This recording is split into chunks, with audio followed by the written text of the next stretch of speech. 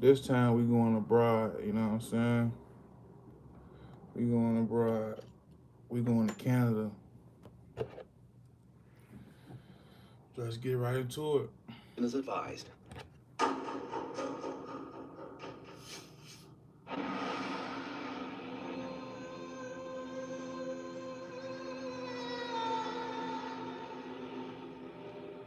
Even now, it is terrifying to imagine what they must have been thinking.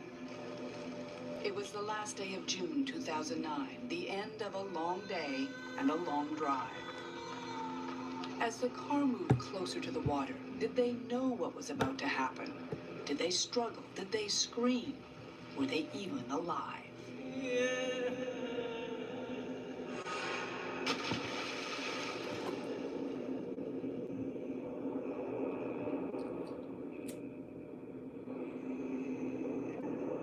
It wasn't until daylight that the bodies of the Shafia women were found. All There women? were 4 of them, 3 sisters and a wife. Damn. Women who for months, each in her own way, had been struggling to be free. Damn, they was all women? Damn, that shit crazy. 4 women out their family, so that means all these women had an opportunity to reproduce and add to their family, and they all got their life cut short. Damn, that shit fucked up, man. This is a good day for Canadian justice. Our democratic society protects the rights of all. The conviction when it came 2.5 years later was a relief. A father, a mother, a brother are now in prison for what they did, A father, a mother, and a brother? sentenced to a life term. But there are still so many I wonder what's their relation to him. questions. How, in a country where women are supposed to be free, did they become targets? Why were their calls for help answered with silence? Tonight on the Fifth Estate, we'll take you inside the lives of Zainab, Sahar, Geeti, and Rona. You'll hear from people who knew of their struggle. She was afraid that he would kill her. From relatives who tried to intervene. If the truth be told, they lived like prisoners in that house. And in exclusive interviews from young men who fell in love with the girls, but could not save them. She said if ever her father or her brother finds out, she would get killed.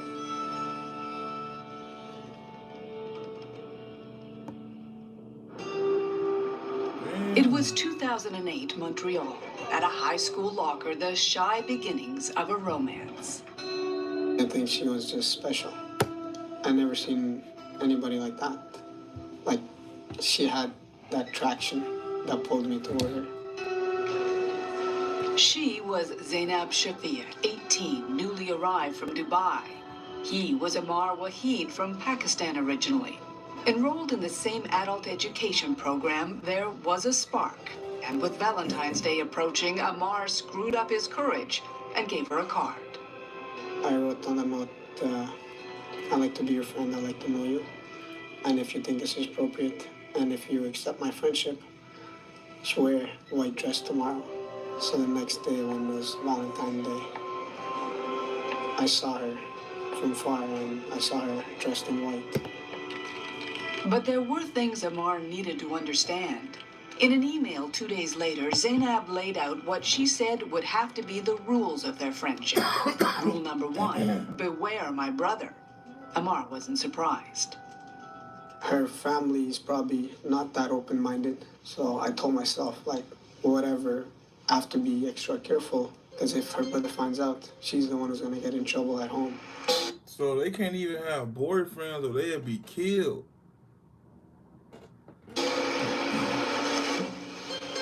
Home was this apartment in northeast Montreal.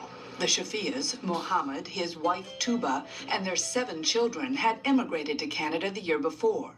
From Afghanistan originally, they'd spent 11 years in Dubai, where Muhammad built a successful used car business. He was rich enough to qualify for Quebec's immigrant investor program, and he did invest.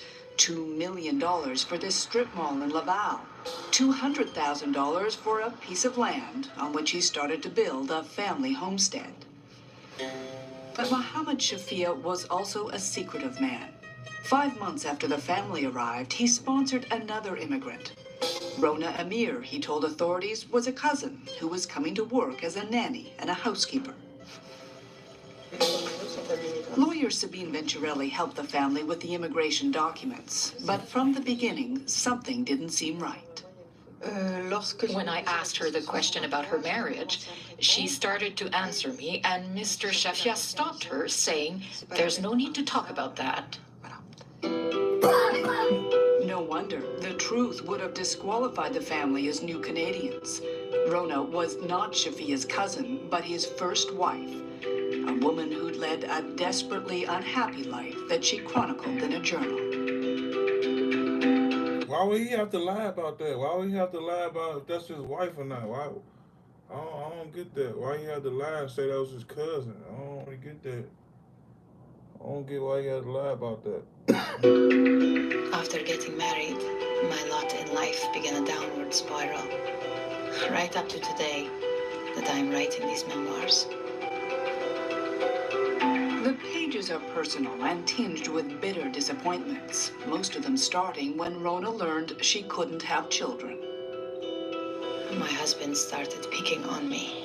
At home, he would find fault with my cooking and serving meals, and he would find excuses to harass me. It reached a point where I had to say, "Go and take another wife. What can I do?" Polygamy is permitted in Afghanistan, and in 1988, Shafia did take another bride, Tuba. That's Rona standing loyally on his other side. He just got married to another woman with his wife on his side. Like, that's wild, bro. That shit mind blowing, bro. That shit just blew my mind, bro. Damn, that shit wild, bro. Damn. She say, okay, if you don't like it, go ahead and get another wife. What'd you say, bro? Guilty of what? What you say? What you talking about? But look, though, she said, go ahead, get another wife. He say, okay. He go get another wife, marry her, and they basically marry the other woman together. Like, that shit wild, bro. That shit wild. That shit, that shit wild as hell, bro. Like, that shit wild. Like, I mean, I don't really understand how that really work, though. Like, I mean, like, yeah, it sound good and all that shit, but like, you still gonna have to deal with her person. You still gotta deal with her. She's still gonna be in the house. You know what I'm saying? Like, ain't like she gonna be gone. That you just gonna have to. No, you still gotta deal with her. She's still gonna be there. So it's like y'all still married. I mean, I think that should just kind of like make for like a volatile situation unless it's like everybody's really happy. If everybody ain't really happy, then it's like shit ain't gonna be right. Nah, he ain't really no player though, cause like if he was a player, I feel like his wife would be. I mean, nah, I mean, cause he's like she said, he was harassing her. She said he was harassing her, finding reason why, finding like basically picking that little shit. And she finally told him go get another wife, and he went and did it. You know what I'm saying? They married them. They married the other wife together, type shit. Cause where they from, they could do that. They can have multiple wives. You know what I'm saying? So that shit kind of wild. But it's like I'm saying, like he still got to deal with his first wife though. She's still gonna be in the house. So it's like I don't really think that's gonna really help none. You know what I'm saying? I feel like his situation. I don't know. According to her diary, there was tension from the beginning, and it got worse as one after another the babies arrived. Damn. So he got another wife, and him and his new wife start having a bunch of kids. That's wild, because his first wife couldn't have kids. So him and his new wife get married. Now he got two wives, and now the other wife, she started having a bunch of kids. That's wild, bro. That's some mind-blowing shit. Like, that shit is mind-blowing to me, bro. Like, imagine that. Like, you in the house, two wives, you feel me? One of them having all these kids, the other one, she can't have kids. You know what I'm saying? So it's like, I don't even know, man. I don't even know how that'll work. Like, that's kind of like, I don't know. Like, I don't know how that'll work. Like, I mean, y'all got married, so I guess you feel me? Like, they say to death do us part or whatever, so I guess they feel like they gotta be married until they die. But I just feel like that situation is just, that's just like a volatile. I mean, she ain't gonna be the first wife. She damn gonna be the nanny down there, cause he gonna be having he probably gonna still be having sex with her, but it's like, I don't know, this shit, I don't know. Every day he used to sit together with his second wife and rail against me. Then he began hitting me. The children came in and said to him, "Dad, stop hitting her." In short, So think about this. That's his wife, but all them kids ain't even her kids. So it's like, what do they call her mama too? You know what I'm saying? Or she just, what is she? Is she stepmama? That's weird. Like, he had made life a torture for me. After 20 years, the move to Montreal might have been the start of something better for Rona. The Shafia family now lived in one of the most cosmopolitan and liberal cities in the world. But inside the apartment, it we said he's a player. was the worst of Afghan tradition. Latif Fideri is Tuba's uncle. Like most immigrants, his family adapted to Canadian ways. But he could see that the women in the Shafia house were never going to get the opportunity. به زندانی اینا زندگی میکردن. If the truth be told, they lived like prisoners in that house. They had no freedom. For example, my daughter was getting married and I invited them. They made dresses for them. And when their father came and saw the dresses, he cut them and did not allow them to take part in the wedding. He probably ain't want, you know what I'm saying? Who knows what them dresses had exposed, you know what I'm saying? So he probably ain't want, you know, he probably was strict on that type of stuff. For Zainab and Omar, dating became a game of cat and mouse. Moments snatched at the library, away from the prying eyes of her younger brother, Hamid, who attended the same school. He cannot see us together because when he's gonna get to see us together, right there, he's gonna go home and he's gonna tell my dad, and then things not gonna look good. Did she tell you what would happen? She told me she would get hit or she would get beaten up. She even said certain times that her father would kill her. He's that type of man.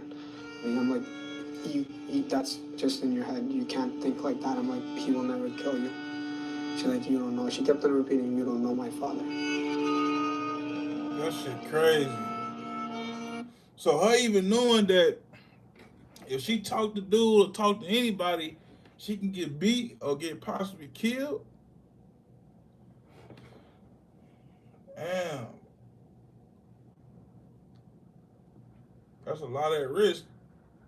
It wasn't just Zainab who was afraid. Her sister Sahar was 16 and chafing at her father's insistence that she wear the hijab. At some point, Sahar missed school for a long period with absolutely no reason. And that's when we started being worried. The day she came back to school, she was veiled. Vice Principal Nathalie Laramie says it was clear the headscarf was only the beginning of Sahar's problems. The young girl was greatly preoccupied. She feared for her well-being. She had a lot of trouble accepting the veil. I think she really wanted to live in a Western lifestyle. And so, in the hours she was away from home, she did, chucking her headscarf and piling on the makeup at school, resuming her role as pious daughter at home. Eventually, though, her parents caught on and the leash got even shorter.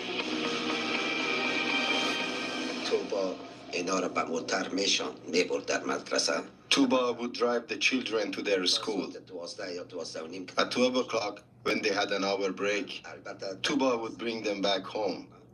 She would take them and then she would pick them up again at the end of school. They did not have the permission to contact anyone or go over to anyone's house. But then in the spring of 2008, the girls got a break. Their parents returned to Dubai on a business trip, leaving Hamad, their brother, in charge. When Zainab made the mistake of sneaking her boyfriend into the house, Hamad went crazy, threatening to tell their parents and then taking action of his own. Zainab, her younger brother, decreed would not be allowed to return to school. So he had that power over her that he could stop her from going to school? Well, when in that conversation, I asked her, how come? Because you're the oldest. Yeah. And how come he's making decisions for you, even if you were the youngest, he has no right. She's like, yeah, but when my father and mother left, they gave him all the authority. So she's like, I had to agree to that. Hamad's other decree, Zainab could not see Amar again. Did you love her? Yes, I did. And she loved you? Yeah. For almost a year, Amar lost contact. Zainab never did return to school. But younger sister Sahar was still going to class and starting to talk to her teachers. Le fait qu'elle avait nommé. She said she was a victim of violence. Le fait qu'elle craignait. She was afraid of being abused again. Que, toujours selon les dires de la... She felt she was watched at school by other family members who then reported what they saw at home. Ces propos-là à la maison. The more Sahar told them, the more worried the teachers became. They wondered whether she might be suicidal. According to Rona, there was a suicide attempt. Sahar mixed some poison one day and drank it. When I came in and saw what had happened, I was very upset and said, "Why do you want death? Why did you take medicine to commit suicide?" Her mother said, "She can go to hell. Let her kill herself." Damn. She was trying to commit suicide from all that shit. And her mama say, let her go ahead. She can go to hell. Damn, that's some cold-hearted shit. If her mother wasn't concerned, the school certainly was, and called Quebec's Child Welfare Service. A social worker was sent to talk to Sahar, and then with her parents. It didn't go well. With her father raging, Sahar retracted her complaint. There was no follow-up, and the file was closed. When we come back, Zainab and Amar are reunited. But inside the house of Shafia, a deadly plan is taking place. That's 911. There's a person missing in the family. I want to report that. Female. Is that your sister?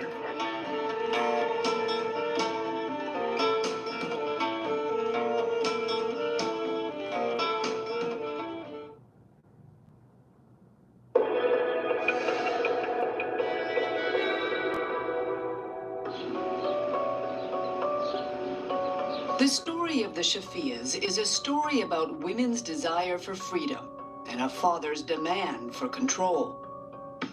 But there was one thing not even Muhammad Shafia could control in his house: technology. Nearly a year after she was banned from seeing her boyfriend, Amar Wahid, eldest daughter Zainab was secretly back in touch with him and one day snuck out to meet him. And so we went to McDonald's. We stayed together for about like 4 or 5 hours, and it was amazing because I saw her after 1 year. She told Amar that for months after he was caught at her house, her father confined her to her room, refused to let her go to school. Now she wanted out.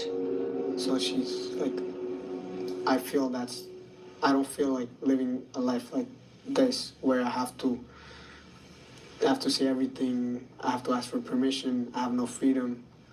And then she's like, even if we do want to get married, my parents not going to agree to it. So she's like, I want to leave.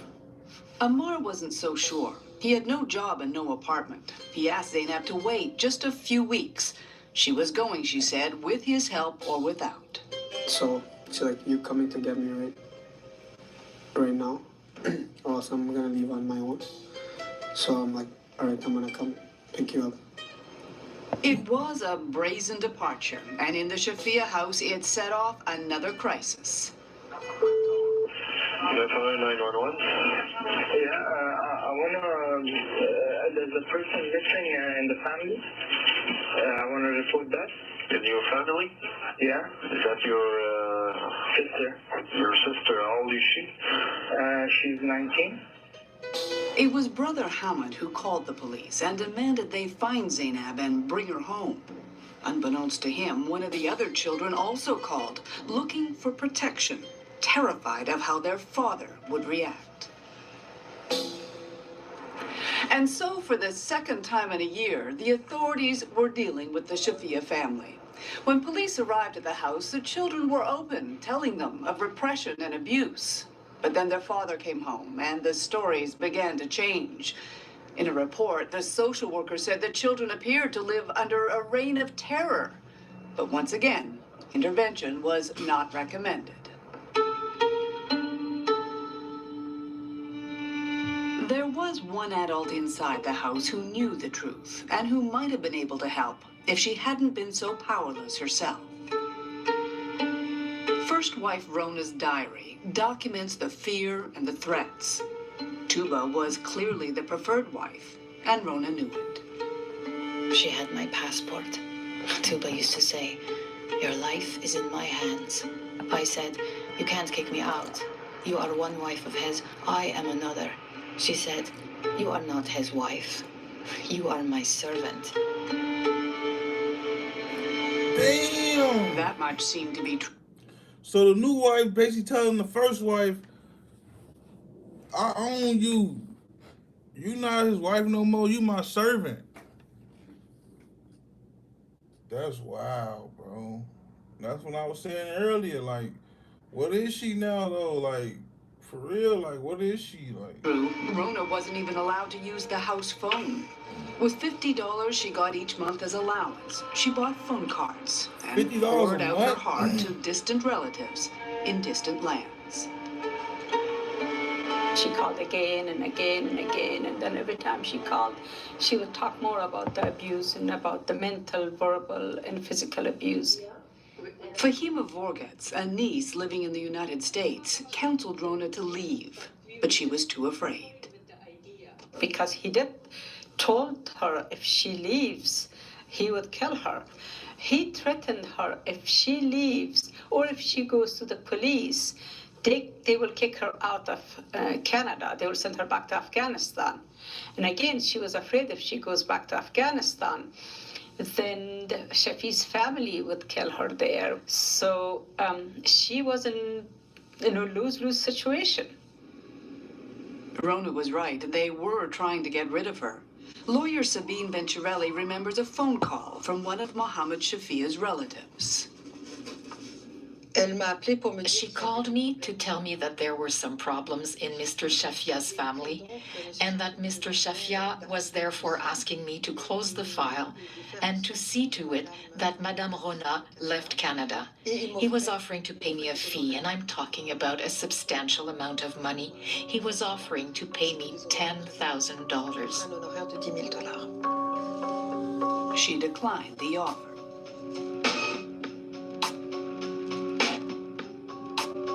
In the meantime, Zainab was staying at a women's shelter, desperately trying to hide from her parents.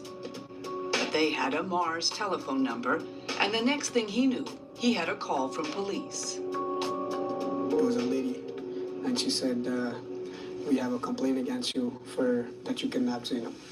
Kidnapped her? Yeah. I'm like, okay. So I'm like, who said that to you? She's like, the father and the brother. Zainab then took the phone and told police she wanted nothing to do with her family. The officer agreed that at 19 it was her right, and she called the Shafias back. She told them that, listen, she is with Omar. She left on her own. We don't want you guys to call her or even could call me and bother both of them, leave her alone. If we hear any complaint from them against you guys, then we'll have to take actions. But the warning to stay away didn't work. Omar and Zainab had made it clear they wanted to get married. Soon her mother, Tuba, was at the shelter in tears, promising to arrange the wedding if only Zainab would come home. To Omar's everlasting regret, he encouraged her to go. So I'm like, you should think about it. Maybe they're serious. Maybe because what made me believe the most that when she said that if you're scared of your father, I'll leave him. I'll go rent out a separate apartment and you could come live there until you get married and then I'll go back and live with him. That made me believe that, okay, she's actually serious about it. But that never happened. While Muhammad Shafia was again in Dubai, Zainab returned to the house with her mother. 2 weeks later, as promised, there was a wedding. Omar still remembers that day as the happiest of his life, but the celebration was doomed to be short-lived. His family didn't like the arrangement any better than Zainab's. The empty seats at the reception were a sharp rebuke to a family obsessed with honor. To this day, Omar still doesn't understand what happened next. There was a 15-20 minute talk between her and her brother and her mother. I don't know what happened during those 15-20 minutes. She came up to me and she told me, I can't do this.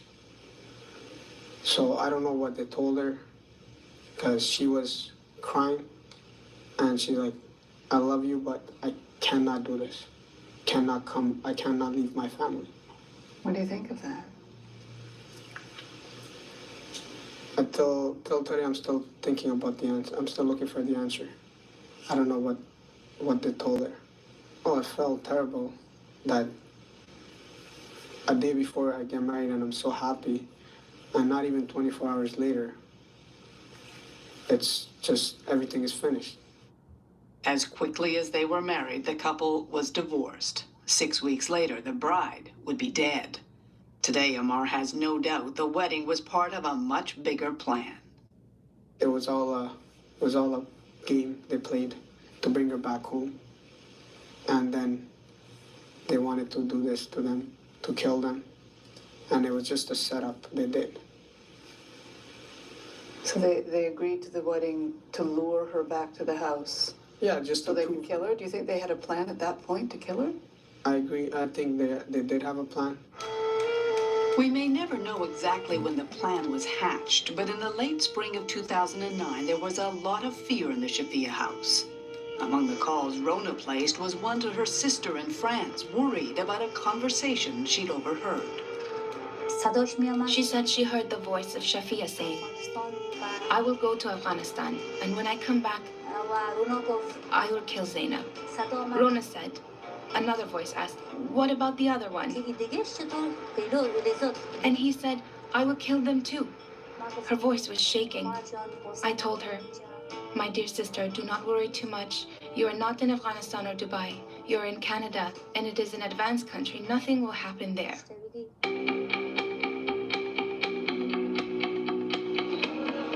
By now, Sahar also had a boyfriend. Ricardo Sanchez was from Honduras, and he had to be a secret too. If she would have mentioned that she had a boyfriend who was Latino, it would have created problems with her family.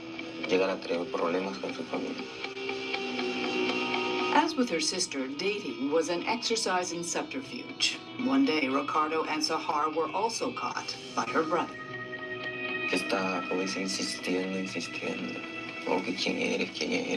He was insisting, who are you? Who are you? How did you meet her? Are you her boyfriend? Yes or no? Tell me the truth. I said, no. I had to take Sahar's friend and pretend that she was my girlfriend.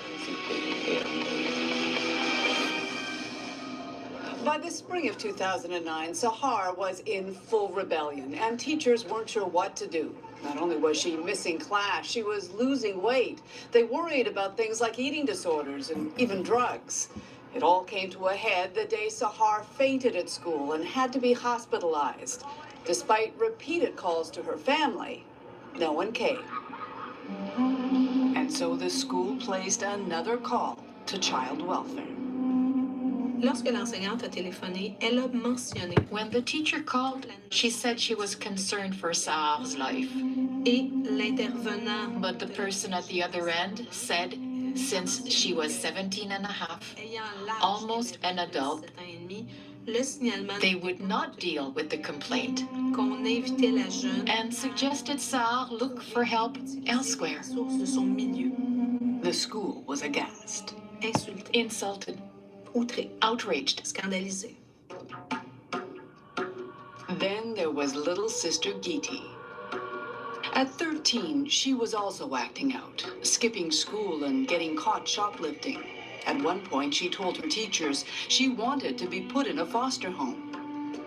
In notes and in cards, it's clear Geeti idolized her big sisters, especially Sahar.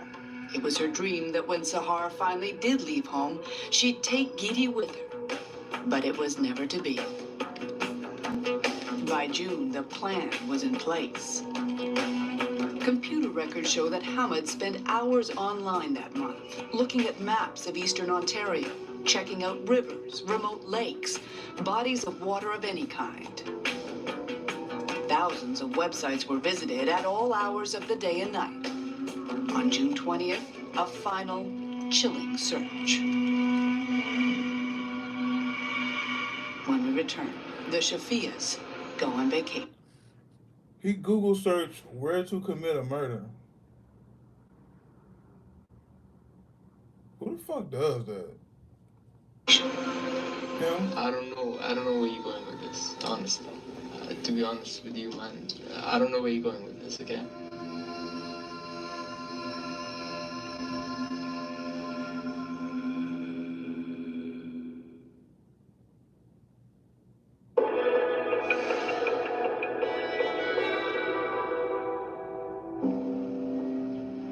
In the house of Shafia, life was never predictable. But in June 2009, things turned very strange.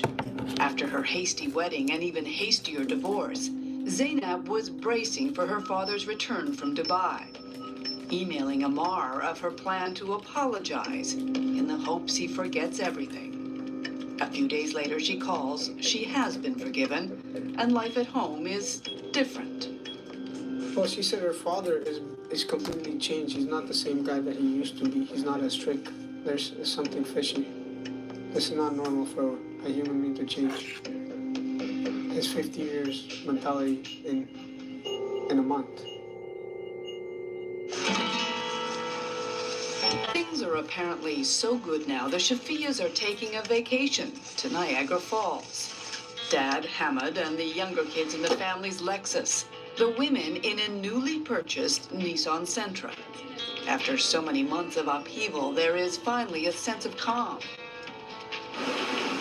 They take in all the usual tourist attractions, and cell phone pictures show the sisters in rare moments of fun. Hamming it up in the hotel room with Rona, taking turns primping for the camera. The one person missing is Hamid.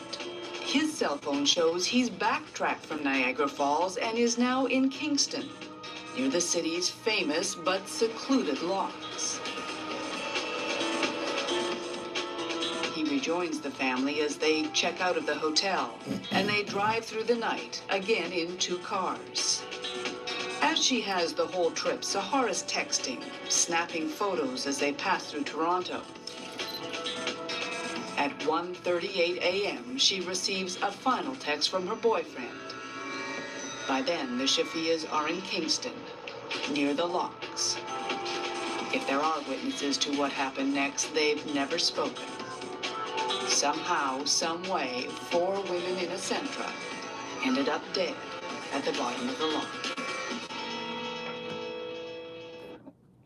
That's crazy, man. They took them on a trip just to kill him.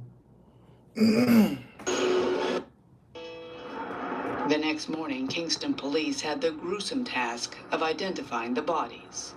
This is a very emotional incident. And what bothers me is the fact that there's three sisters, and it's the unknowns. We're still trying to ascertain, the why.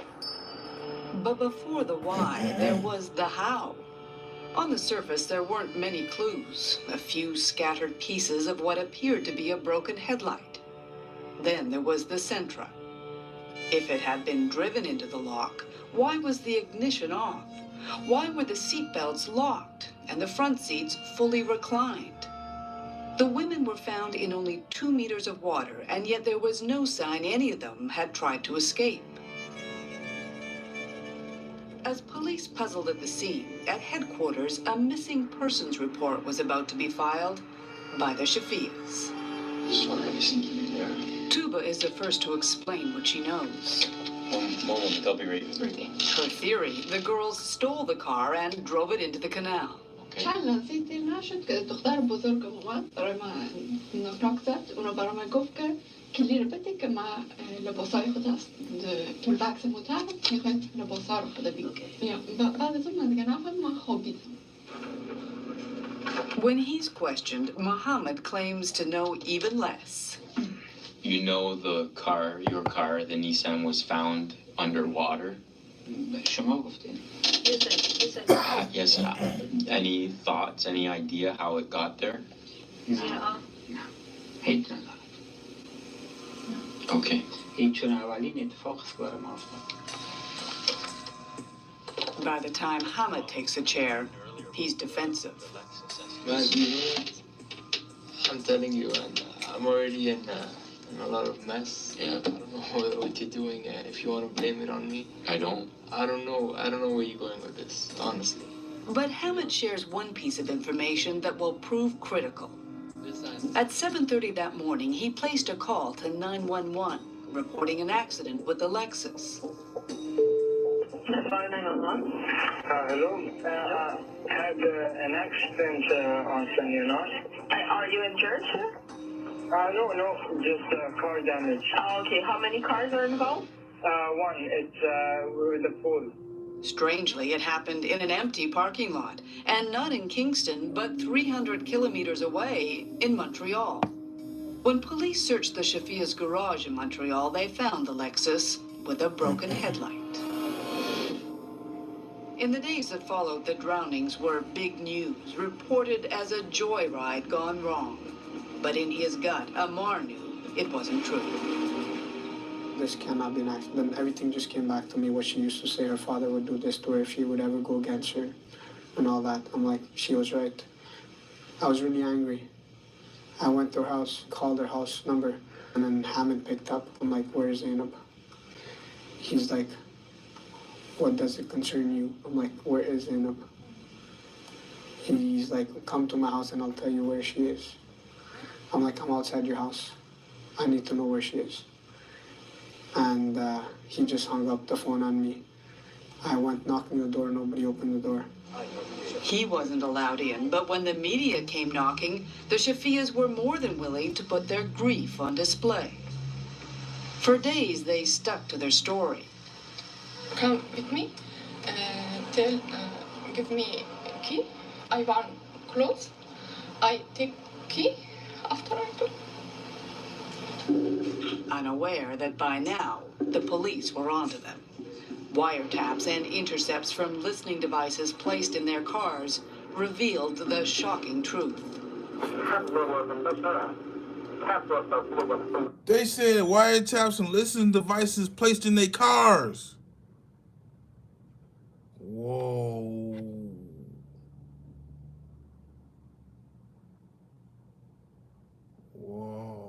They said wiretaps and listening devices placed in their cars. Damn. Wiretaps and intercepts from listening devices placed in their cars revealed the shocking truth.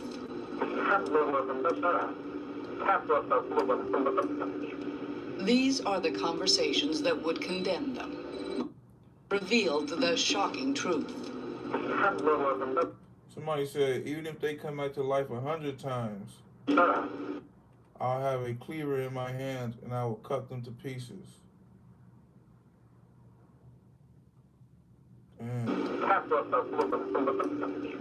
These are the conversations that would condemn them. Muhammad in full rage against his daughters. He said God's curse on them for generations. May the devil shit on their graves. Is that what a daughter should be? Be such a whore? At one point, Tuba sounds almost remorseful. He said, may the devil shit on their graves. He said, is that what a daughter should be? Such a whore? Then his wife say, the second wife say, I know Zainab was already done, but I wish the other one weren't.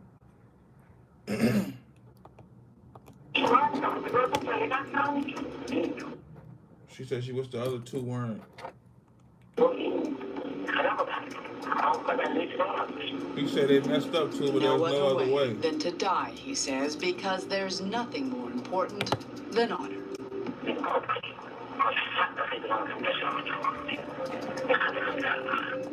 He said, I say to myself, you did well. Will they come back to life 100 times for you to do the same again?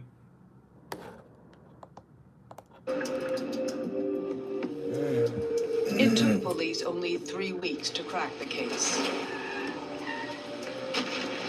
Whether they were already dead or still alive, the women were pushed into the water by the Lexus. It was indeed murder.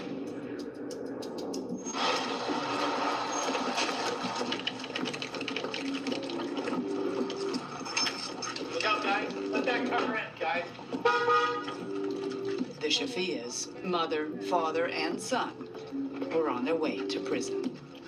Damn. They killed their own family members and thought that was cool. And said they did well. That's crazy, man.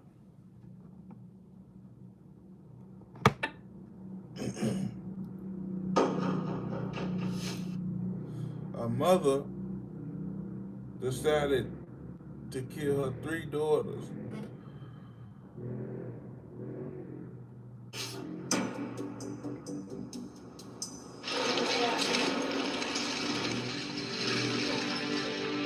In the end, the conviction was swift. The jury deliberated 15 hours before dispatching Mohammed Shafia, his wife Tuba, and eldest son Hamid to prison for life. For the police and for the Crown, it was an important message, well sent. This verdict sends a very clear message about our Canadian values and the core principles in a free and democratic society that all Canadians enjoy and even visitors to Canada enjoy. But the fact remains, what was happening inside the house of Shafia was not a secret.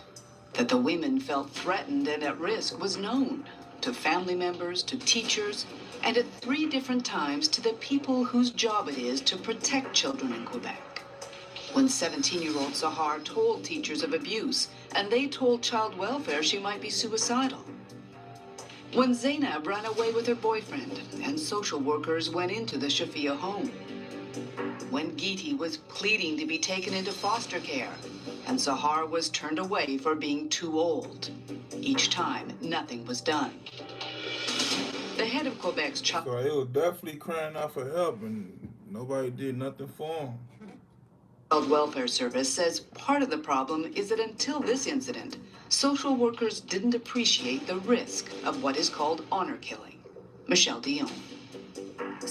The threat of an honor crime was not part of our understanding. It was not part of the risks that we were assessing. Now, it is. But at the end of the day, abuse is abuse, and violence is violence. And whether you attach the name honor to it or not, the risk of violence is something you should have acted on. I understand the question. But when we stepped in, we intervened in a situation where the allegations had still to be verified. When we did the assessment, The threat was not presented the same way.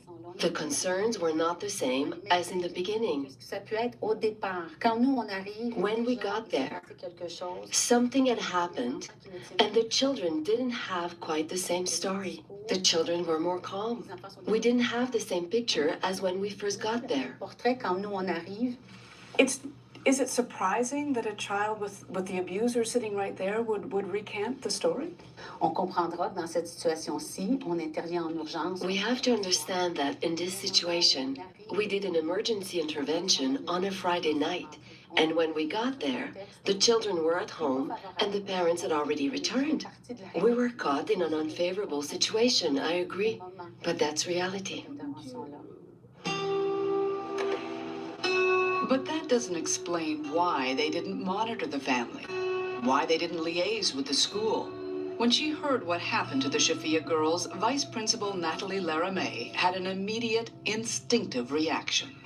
Que ce n'était pas un accident. This was not an accident. Tous encore lorsque nous évoquons. When we talk about this event, les émotions sont à fleur de peau. Our emotions are at the surface. De grandes frustrations. Great frustrations. De colère. Anger. J'oserais presque dire de hargne. I can almost say resentment towards the system. Toutes ces personnes aussi. And all the teachers, jour après jour, day after day, feel guilty. Could I have done more? Did I do everything I could have done? Did I handle it well? Est-ce que je l'ai bien fait? The women who died together are buried together in a cemetery outside Montreal. For the family of Rona, the first wife, visits are particularly hard. Several times, she begged Fahima Vorgat to meet her at the border and sneak her into the United States. I felt so guilty. I felt so guilty. I thought probably I should have gone to the border and brought her to the country, to here. So it was illegal. So what? I should have done it. So many things I could have done, which I failed to do. And she would tell me, "You're my last hope. Don't have anybody." And that's what it always clings here. You're my last hope. But for some, the burden of what wasn't done in life is made lighter by what they've managed to do in the aftermath of their deaths. Despite threats from some in the Afghan community, Latif Haderi testified against his own niece, Tuba. It is my responsibility to fight for justice for someone who cannot fight for themselves. I tell the truth for them. اسمای عجیب و غریب بالایشان گذاشته شدن به نام دزد و فاحشه و بدکاره. They were labeled as whores, thieves, bad-mannered girls by their family. ما بخوایم که بخش جامعه And the Afghan community has accepted it. تمام I want to tell the Afghan community that these are all wrong. Their deaths are a crime. These girls died for no reason, for not doing anything. بدون از اینکه کدام جرم مرتکب شد. When I told him, actually, No one knows that better than Omar. Not a day goes by, he says, when he doesn't think of Zainab and wonder if there was anything he could have done to save her. maybe if I had not approached her the first time when I saw her, she could have been still living. Or even if I did approach her, if I would have done certain things in a different way, if I had not tell her to go back and listen to her mom and not believe their mom, things would have been different.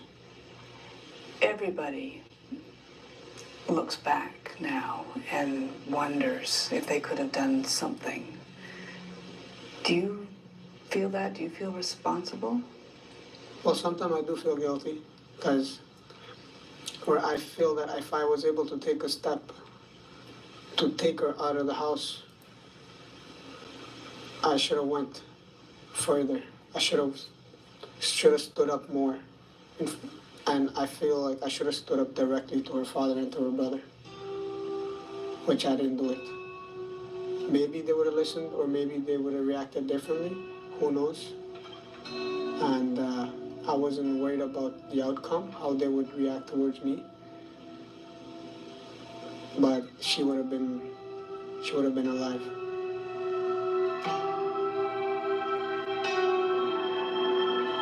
Zainab and Omar were married less than 24 hours, but he still thinks of her as his wife.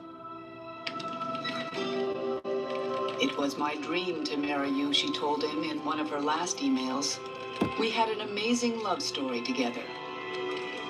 The last time she wrote, she signed off, best friends for life. This is one promise. No one can make me break.